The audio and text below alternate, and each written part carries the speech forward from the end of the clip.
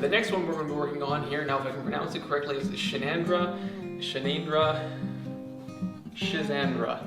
Let's try that again. Shizandra. Alright, well hello there. I hope you're having a great day today. My name's Cody and I want to thank you so much for stopping by. So today we're back up in the apothecary and I just got off the phone with my sister who is having some, I guess, liver issues out where she's at right now. So what I wanted to do was surprise her with a nice herbal mix here that's going to really help support her liver. And I'm sure you all know just the importance of our liver for filtering all the toxins out of our body and all the things that our liver does for us. So she's struggling right now and I wanted just to put something together that I can send out to her, a little piece of home. She's moved away from where we all grew up, so I think there's that added layer there too. But anyway, I just wanted to put something together for her that I can send out to her. And that's what we're going to do today. So I've got 9 different herbs that I've pulled here and they're all weighed and ready to go into this mix. And I just wanted to take a few minutes to go over what we've got here and then add it in there. And then maybe at the end we'll give it a taste. But let's see about getting that started here. Up first here, I'll see that there, it blocks the herbs, is our Burdock Root. Now, Burdock is probably one of the most, I guess, widely used herbs when it comes to cleaning out our body. It's just a great all-around addition to this tea here that we're going to make. So burdock is used both in Western and traditional Chinese medicine as a detoxifying and cleansing herb. So adding that into our tea here is going to be a great addition. So I'll just get that into the mix there. So the next herb on our list here is licorice root. Now this one, it's anti-inflammatory properties for the digestive system, so not necessarily much to do with the liver, but my sister and I, we both really like licorice tea. So it's a nice familiar additive, I guess, and it's the one I weighed out the most, so it's going to be the most present in this tea. But that's just to help with the familiarity of what we're drinking here. So anti-inflammatory on the digestive system. We'll get that added into our pot. There we go. Next we have our Goji Berries. Now these are a very new favorite of mine. They've been used for hundreds, if not thousands of years. Traditional Chinese medicine, they're great, the anti-aging berry and all that fun stuff, but they actually help a lot in protecting our body, our livers especially. So Goji Berries are known as like an anti-aging berry. They're also good at, like I say, protecting our liver. Also really fantastic at helping to lower our blood pressure. So as a whole body tonic perspective, Goji berries are going to be a great addition to our tea. Next up here is one of my absolute favorites, so Rhodiola rosea. Now what I like about this plant is that it actually grows quite well in my area here, which is saying something because a lot of things don't tend to grow here that well. But this is a succulent type plant and typically grown up in the high Arctic. So it does well, like I say, out here on the Canadian prairie. Now this is a great all-around herb to add. It's an adaptogen, so it helps our bodies be able to cope with and adapt to different stresses that we're facing. So whether it's the cold environment up here in the north, it helps with that. It's also been shown to be a mild to moderate antidepressant, which is great. It also really helps to stimulate our brain function, so it can help us think better. And like I said, it helps to also adapt to any cold environments that we're in. So Rhodiola rosea, fantastic all-around herb, an excellent addition to this not a potion, but yeah, sure, let's call it a potion. In you go. And the neat thing, so the rosea, I'm pretty sure, if memory serves, the flower is yellow, but the root itself, I'll have to get a close-up later, but the little root bits itself are pink, and that's where the rosea comes from, not the actual color of the flower. The next addition here is Schizandra. Schizandra? Does that make sense? Does that sound familiar? Schizandra. It's a little berry, very, very sour, but has this very sweet flavor to it as well. This is a fantastic protector of our livers. So it's a great addition into this potion here that we're making for my sister. And not only is it good for our livers, it also helps with our mental state as well. So again, if we're suffering from that mild to moderate depression, it helps to boost the spirits. It can also help with respiratory infections. So a great addition. It's going to add a lot of punch to this potion here as well. So into the pot.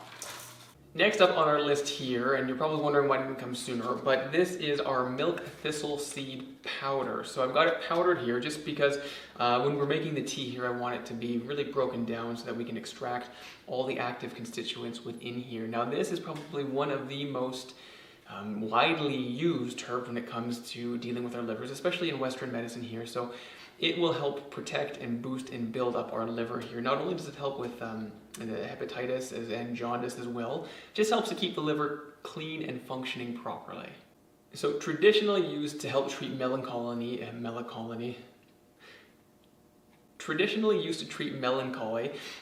which they thought associated or was associated with the liver here. Milk thistle has been fantastic for, like I say, all things to do with our liver. So definitely adding that into our mix here. Next on our list here is the common dandelion root. Now I know we've all struggled with having those little weeds in our lawn, and when they're out of place, they are weeds, right? You didn't plant them in your lawn and you don't want them there, so they're weeds. However, the benefits of the dandelion root for detoxifying our bodies and strengthening our bodies, they've been doing a lot of research in the benefits and the strength and the power of dandelion root, and they're coming back with all sorts of fascinating findings. Some preliminary research shows that it's helping with battling cancer cells. It also really does help to boost our liver's ability to clean and detoxify the blood in our bodies. So it's another great little plant that you don't want to overlook just because we're frustrated by it, if that makes sense. So dandelion root heading into our mix here. Next up here we have our ginger root. Now ginger doesn't necessarily have much to do with liver support, but again it's another one of those familiar flavors that I think when we're making something like this that has quite a few different exotic ingredients, things that we're not quite used to, I find personally that it can be reassuring just to have something in there that's familiar. So ginger is another great thing to add there. It really does help with our digestive system. So when we are having this tea, this tisane, we have that ability to just allow our system to take it all in, you know, and having the ginger in there is a great addition to it, just to boost the flavor, to give it that nice warming, familiar feel. So we're going to get that added in here as well. Now, the last ingredient that I've chosen here is going to be perhaps a little controversial, I don't know, let me know what you think, but I find with most things that we do, especially when it comes down to our personal health and things like that, having that sense of familiarity is important. And then for me and my sister anyway, we're big Monty Python fans, and now the juniper berry doesn't really have much to do with our liver or anything like that. It's more like an antiseptic type properties there, and a diuretic as well. So if you're working on, you know, flushing out anything like that, it can help. Anyway, I wanted to add the junipers in there just because of a one-off joke in Monty Python. I think it was Life of Brian, and I think she'll get a big kick out of that. So when I am putting together things for people that I know, I'd like to add a bit of humor to it. Not that what she's going through is funny, but just that sense of familiarity that you know, we're able to joke back and forth all the time. And I think that's a big part of healing, is laughter and joy and happiness. So when she gets this and she opens it up and she sees there's juniper berries in this particular potion, I think she's just going to think that that's the greatest thing. So anyway, it's just one of those things that might not have a direct benefit on what we're trying to target. It doesn't necessarily have much in the way of that familiarity as far as flavor is concerned.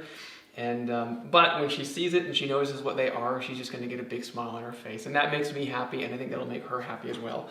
Also, fun fact, juniper berries are the, what do you call it, the traditional flavoring or the flavoring in gin. So if you like gin, you definitely like juniper berries. If you don't like gin, you probably don't like juniper berries. But anyway, last thing into the pot here, and there we go.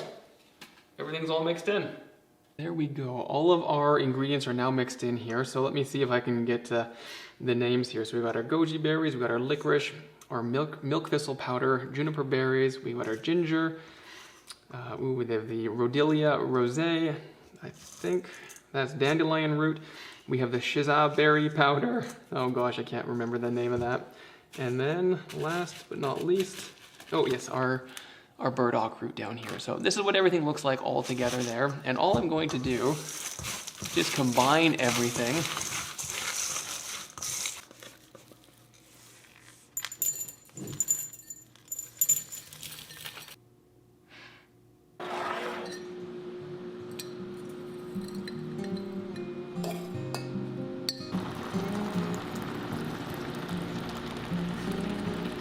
there we go, a nice quick little project today. So if you want any more information, if you want the recipe, or maybe more of a write-up as to what each herb does, I have a very hard time at explaining things on camera, but it's my goal to get better at that, so that's why I keep pushing myself to keep doing it, right? So if you want more of an explanation, I'd be more than happy to do a write-up, or if you want the recipe, like I say, that is also an option. But anyway, the last thing to do here is now try it. So when we're doing a herbal tea here at Tisane, what we want to do is make sure that we're adding the water at 100 degrees Celsius, so that boiling point, and then you want to let that sit for about 5 minutes. Now, you'll probably notice that most of what was in here is a root material, which tends to be a little bit harder to extract the compounds out of. So you can feel free to go longer than that 5 minutes. It's just a good benchmark.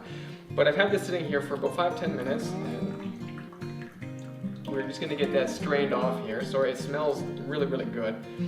So get that strained and smelled. It's very earthy, as I'm sure you can imagine with all those roots in there. I can definitely smell the licorice. The ginger is coming off very strongly as well. It's such a warm and inviting aroma. It actually reminds me, a few years ago I climbed Mount Kilimanjaro, and we were served a tea morning, noon, and night, and it reminds me a lot of what this is, the smell of it like anyway. It's very relaxing, very calming, so let's give this a taste now.